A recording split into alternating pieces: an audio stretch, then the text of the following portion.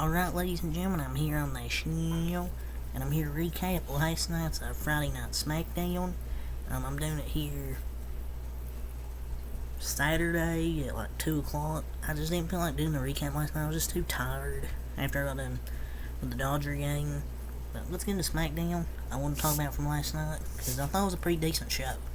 So let's get my thing here. Come on.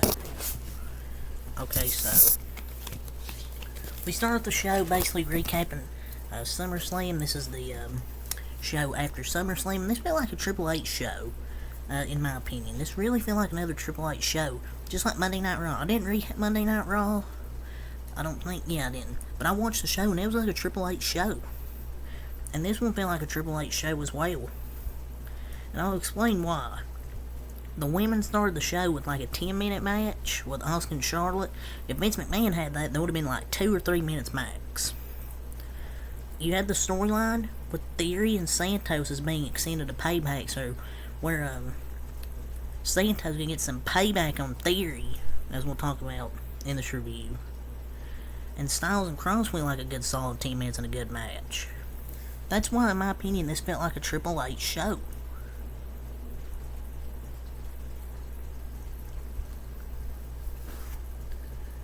But overall, I thought it was a good show. I'll give it like a 6 or 7 out of 10. Because there was some good stuff I liked, obviously. AJ Styles and Karrion Kross was a good match. It was given time. Edge had a great segment with Sheamus. LA Knight, yeah, getting a win over Flop Dollar, Dollar General. Michael Cole was spitting bars on commentary. Rey Mysterio versus Austin Theory for the US title. And then obviously the Bloodline at the end. There was some good stuff on the show. Like there was like 1, 2, 3, 4, 5, 6, like 7, 8 things on the show, but overall it was still a good show. But we're starting with Asuka and Charlotte. Just tired of seeing these two wrestle. I mean, it was a solid match, I guess, but it ends in DQ. Are we really gonna have Io Sky be this type of heel? Like, we should be building her up as a badass, not as some scared chicken shit heel. Like, not most of the heels are in WWE. We should be building Io Sky up as a badass. Io Shirai. Instead, Charlotte has the advantage, and here comes damage control. Charlotte's pointing like the dumb baby faces WWE has. Oh, there's damage control. And then they come in there, start attacking both of them. They come out obviously strong. Austin Charlotte laying in the ring. Michael Cole even mentioned something. Bayley saying, "We are champions." Sorry, Bayley, you're not a champion. There's no "we" in champion. And when there's only one title. But that was funny. But yeah, it ends be a DQ, no contest. I mean, it was getting like decent 10-15 minute match. I'm just tired of seeing. It's like they don't have any other women on TV except for either they have Asuka, Charlotte, Bianca, Damage Control, Becky, Trish, Zoe. It's just they don't show any other than women, but maybe that's starting to change with Monday Night Raw. You saw Indy Hartwell and Candice LeRae making a cameo on there, so maybe they're gonna start having more of the women's roster out there. Because Indy Hartwell and those others can put on good matches, but we'll see. But it was good. I mean, it was a decent opener to their show. It's just kind of hard to care. So Santos Escobar's backstage. Basically saying he's confident tonight facing Austin Theory. Then Austin Theory attacks him and then slams the crate on his leg. And I was thinking, are they really going to keep Austin Theory as the champion? I was thinking when that happened, it looked like they weren't going to take the title off Austin Theory just yet. They could have saved it for Payback. But I was wrong on that. Next, AJ Styles versus Karrion Kross. It looked like the crowd was big time into Karrion Kross and AJ Styles. There, minus the 2 little spots that they had trouble with. That was one hell of a physical match. Some pretty good stuff there. The crowd really enjoyed that. I don't know. I mean, I'm glad AJ won, but it's like Just get Cross something better to do, or just release him and let him go somewhere else.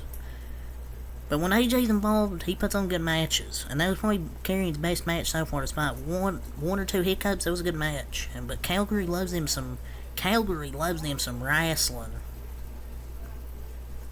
But that was a good match. But man, Karrion Kross is just, maybe Karrion Kross should have got over.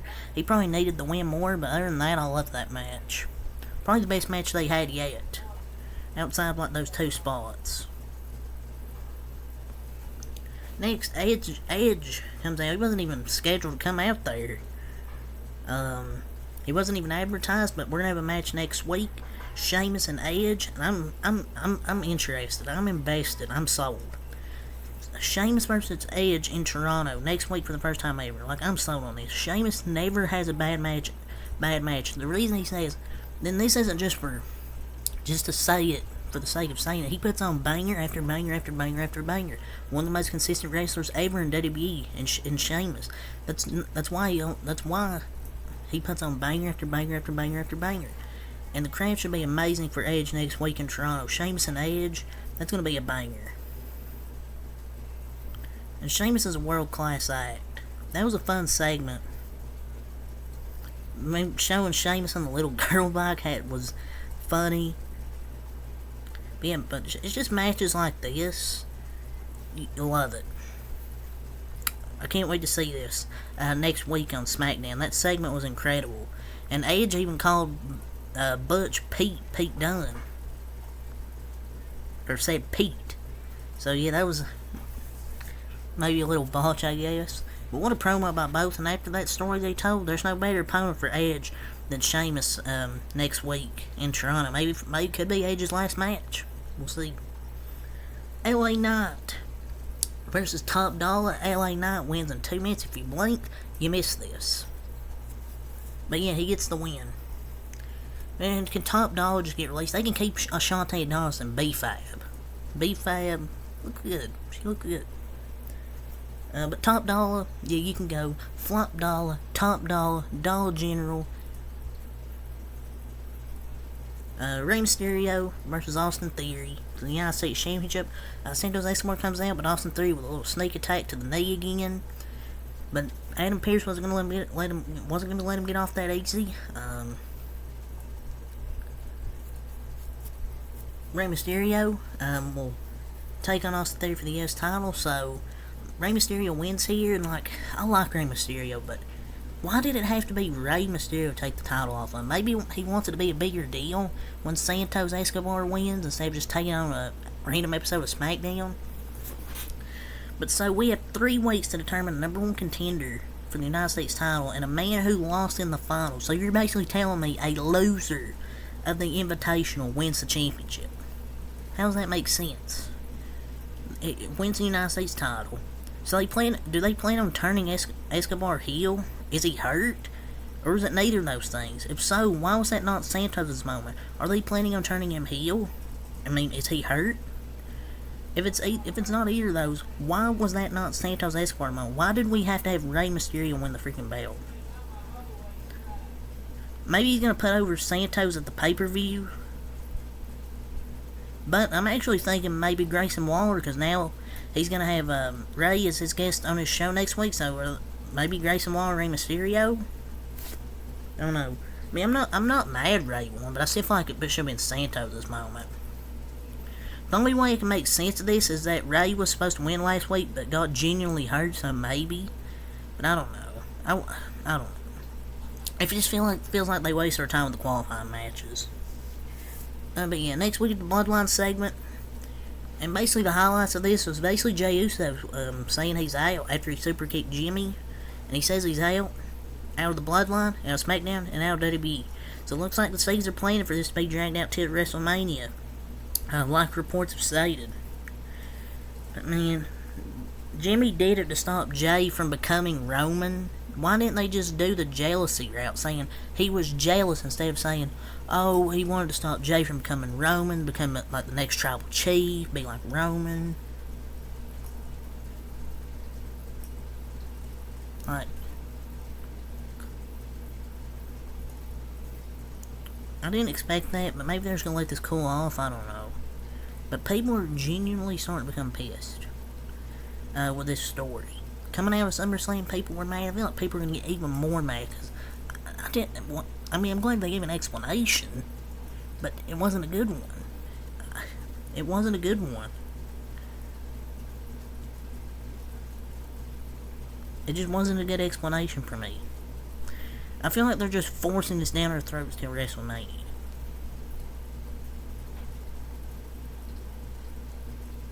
But, I don't know. I'm kinda interested, kinda not. But they're gonna have to do this, like, 8-9 months, drag this out. I mean, I don't know how to feel about it. I just don't know Jimmy's explanation. I just didn't like it.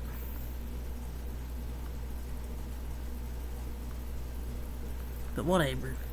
That's really all to say for this video, so until next time I'm out. Peace.